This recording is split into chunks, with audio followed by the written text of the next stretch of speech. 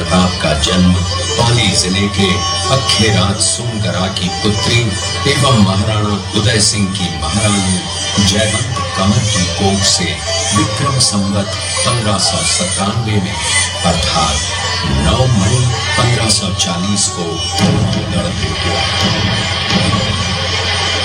बाल्यकाल चित्तौड़गढ़ में गुजरा। करीब 17 वर्ष की आयु में ही प्रताप का विवाह अजबंदे कंवर के साथ हुआ। सन 1567 में अकबर ने जब चित्तौड़गढ़ पर आक्रमण किया तो मेवाड़ के प्रमुख सरदारों और सेना नायकों के आग्रह पर महाराणा उदय सिंह ने चित्तौड़गढ़ छोड़ दिया।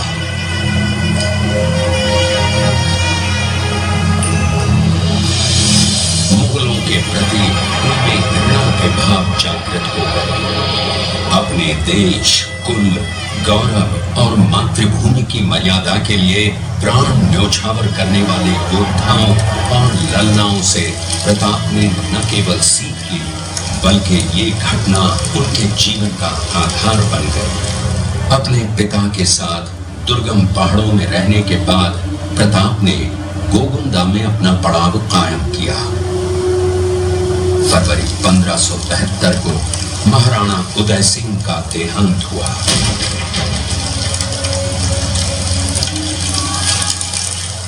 प्रताप की ज्येष्ठता और योग्यता को ध्यान में रखते हुए सरदारों ने उनको राजगद्दी पर आसीन किया। होली के दिन उनका गोगुंदा में राज तिलक हुआ।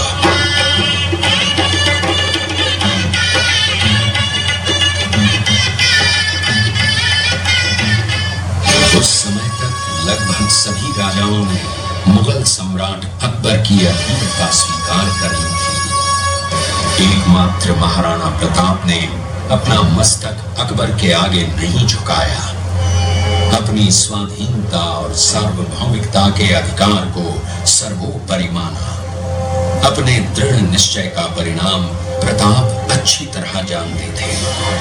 प्रताप मुगलों से लोहा लेने की तैयारी में जी जान से जुट गए। 18 जून 1576 की सुबह हल्दी घाटी और खंगोर के मध्य एक मैदान में ऐतिहासिक युद्ध हुआ जो बाद में रक्त तलाई के नाम से जाना गया। महाराणा प्रताप की सेना गोगुंदा से हल्दी घाटी पहुंची, जबकि सेनापति मानसिंह के नेतृत्व में मुगल सेना ने हल्दी घाटी के ठीक नीचे मैदान में अपना मोर्चा जमाया। मुगल सेना के हरावल दस्ते द्वारा घाटी में घुसपैठ करने के प्रयास की प्रतिक्रिया स्वरूप महाराणा प्रताप की सेना मुगलों पर टूट पड़ी। प्रताप के हरावल सैन्य दलों का नेतृत्व पठान हाकिम हासूर कर रहे थे। भीलू राणा, जो राणा पूंजा के नाम से भी जाने जाते हैं, उनके नेतृत्व में भील आदिवासियों ने गोरिल्ला पद्धति से युद्ध करते हुए मुगलों के छक्के छुड़ा दिए। देखते ही देखते शाही सेना में खलबली मच गई। रक्त तलाई घोड़ों की टापों, हाथियों की चमगादड़ों और तलवारों की झंकारों से गूंज उठी। चारों तरफ हाहाकार मच गया।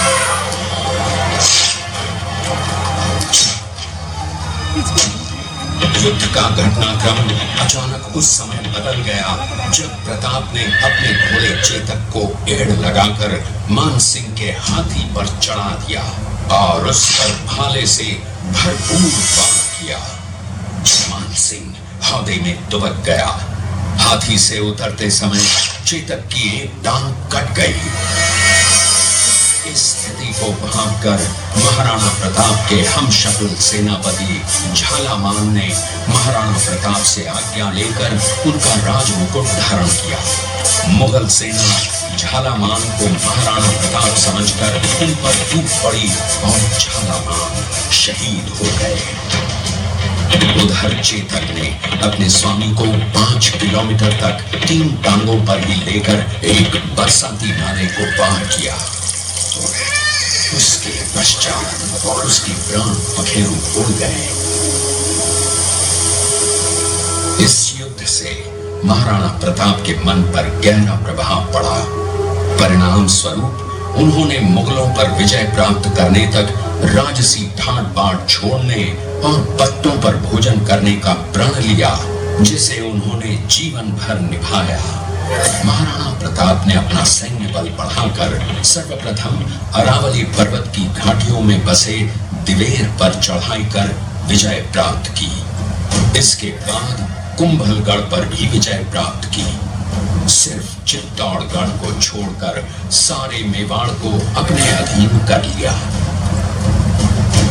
कालांतर में महाराणा ने चावंड में अपनी राजधानी स्थापित की।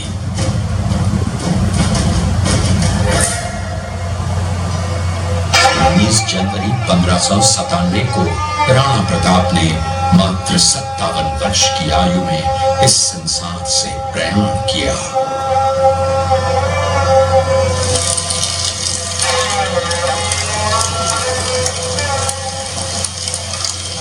हल्दी घाटी का युद्ध एक सांप्रदायिक युद्ध न होकर आत्मसम्मान, मातृभूमि की स्वतंत्रता व स्वाधीनता का संघर्ष था। इसका प्रमाण ये है कि जहां पर अकबर की सेना के सेनापति जयपुर के राजा मानसिंह थे, वहीं पर महाराणा प्रताप की सेना के सेनापति काबुल के हाकिम खां सूर थे।